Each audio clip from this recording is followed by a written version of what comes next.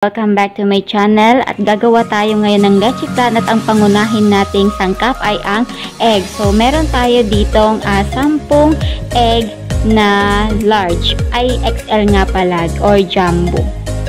Kailangan din natin ng llanera. So itong llanera na to ay meron ng asukal na tinunaw ko sa pinainitan ko siya sa kalan. So ayan guys, hindi na tayo matatagalan sa pagdemo kasi inihanda ko na talaga yan kanina pa. 2 kutsarang asukal ang nilagay ko sa bawat llanera. Handin natin ng isang lata ng evaporada na 365 ml. Kahit anong brand guys, pwede siya. Depende sa inyong budget. Kasi ako, ito ang pinili ko kasi swak sa aking budget. And then, kailangan din natin ng kondensada. Isang lata din ito. Nasa 350 ml siya. Kahit anong brand din, pwede din ito. Depende rin sa gusto nyong evaporada na brand. Naman tayo ng steamer para sa pagluto ng ating leche flan. And ito naman yung steamer na gagamitin ko na in-improvise ko lang siya. And kasya na dito ang 6 na llanera. And then pinapakuluan ko na siya habang imimix natin yung mga ingredients natin. Nating i-separate ang egg yolk sa egg white. So ang iba ay hinahayaan lamang na ihalo yung egg white at egg yolk kasi mas tipid nga daw. Pero ako, inihiwalay ko yung egg yolk sa egg white kasi mas gusto ko na pure na egg yolk ang gagamitin sa leche flan. Ito na guys yung mga egg yolk na sineparate natin sa egg white at inilagay natin sa isang malaking bowl para sa ating pagmimix ng mga ingredients. And ito na yung gagawin nating mixing bowl. At yung mga egg white na yun ay pwede pa yung pakinabangan. Simulan na natin ang pag-mix. So, i-mix natin itong mga egg yolk na para mapisa siya. Pero dahan-dahan lang guys ang pag-mix. And then yung mga isineparate natin na egg white ay pwede pa natin yon na pakinabangan. At kung gusto nyong ihalo sa egg yolk, ang egg white ay pwede naman guys. Kaso ako hindi ko siya ihahalo kasi gusto ko pure egg yolk. And then, ayan guys, ilalagay na natin itong ating evaporada at imimix natin habang nilalagay natin or pinupur natin ang lahat ng evaporada hanggang sa maubos ito ang isang lata nitong evaporada natin. So, ayan guys, mix lang after maubos yung isang lata ng evaporada. Mix lang hanggang sa mag-mix na siya.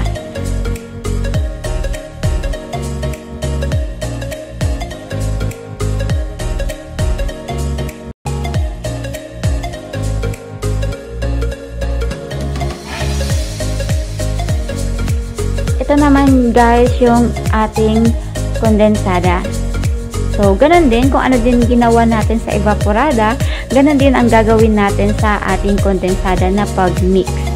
Ayan, mix lang yan hanggang sa maubos ang isang lata ng kondensada.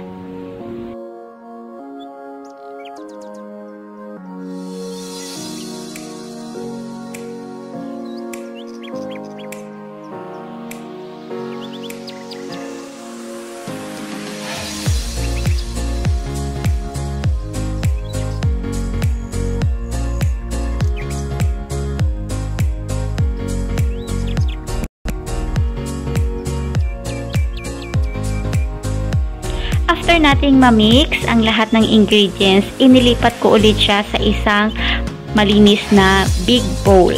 At ayan guys, ini-strainer ko pa din siya. Gumamit pa rin ako ng strainer. And then ayan na yung mga llanera na pinrepair ko kanina na may mga asukal na tinunaw at pinainitan ko nga pala ito sa kalan para matunaw yung mga asukal. At dadalawang kutsara ang kanilang asukal bawat llanera. At ito ay maglalagay na tayo sa ating llanera at maglalagay tayo ng 1.5 nitong ginamit ko na parang ano siya, 1 cup at kalahati. Yun. 1.5 cup maglalagay tayo sa bawat llanera.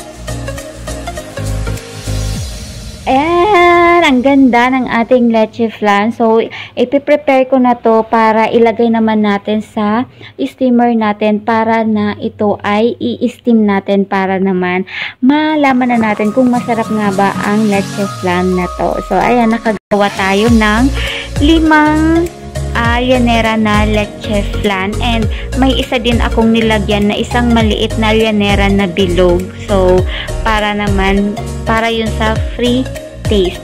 At pwede, ayan. Ito yung sinasabi kong bilog na maliit na nilagyan ko para sa ating free taste. Kasi pwede natin itong inegosyo guys, itong leche flan na to. So, depende yan sa mga nagastos nyo. Doon nyo makikita yung costing nito kung magkano nyo ibibenta ang bawat isa. Ayan, mainit na ang ating steamer na may tubig. Kung kaya naman, nilagay ko na yung ating mga llanera na may leche flan. So, ayan, 3 na ang nailagay ko at ito pang-4. Kasi dito yung 5 llanera, guys. So, ayan. Piniprepare ko lang siya. Hindi ako gumamit guys dito ng foil kasi naubusan na ako ng foil, at ito ay isa ding paraan na or ideya na maibibigay ko sa inyo na pwede tayong magluto ng leche flan kahit na wala tayong foil. So tatakpan lang natin itong ating steamer. 45 minutes, ito na yung ating leche flan at atin na itong titikman ating leche flan. At ngayon ay kumuha ako ng Tupperware or itong isang plastic na pwede nating paglagyan, na pwede nating ipang business. Yan na to ay pwede natin itong mabili ng 6 pesos to 8 pesos depende sa laki nito at itsura or design ng container na to. Yung ating leche flan na buo, so anuhin lang natin ito ng knife sa gilid para mabilis yung ating pag-alis ng leche flan sa kanyang llanera, at ililipat natin ito doon sa Tupperware na paglalagyan natin para mabilis siyang maalis sa llanera. So, gumamit ako ng isang maliit na kutsilyo, kahit anong matalim pwede nyo dyan gamitin. So, beware mga bata, hindi ito para sa inyo kapag gagamit ng knife. Itong ilipat, so inano ko lang siya, pinataob ko lang siya ang llanera, and then para hindi tayo mahirapan sa paglipat. So, ayan guys, ganyan lang yung paglilipat ng leche flan sa isang lalagyan. Oh, wow! Creamy leche flan na without foil. Parang may foil lang naman yung ating pagluto. Wala naman siyang pinagkaiba sa may foil. Ayan yung itsura niya kasi yung brown na yan yung ating asukal. So, ang sarap guys.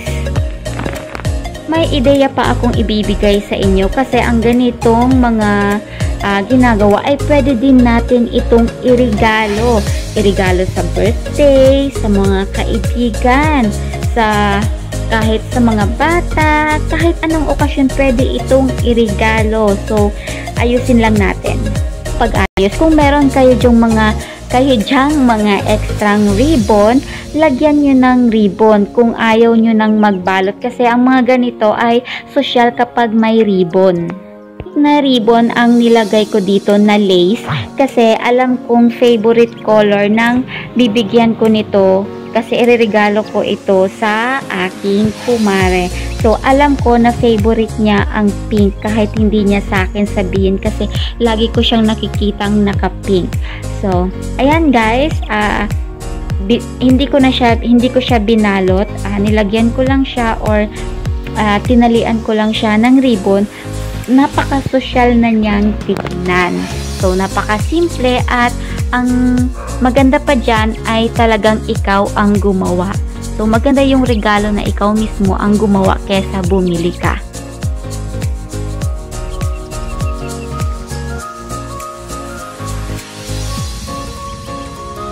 Ayan guys, thank you so much for watching, and sana ay may mga natutunan kayo dito sa aking video na leche flan, at kung papaano ito i-business, kung papaano ito i-gift wrap, at kung ano-ano ang mga pwedeng gawin dito sa leche flan at leche flan na without using foil sa pagluluto. Bye!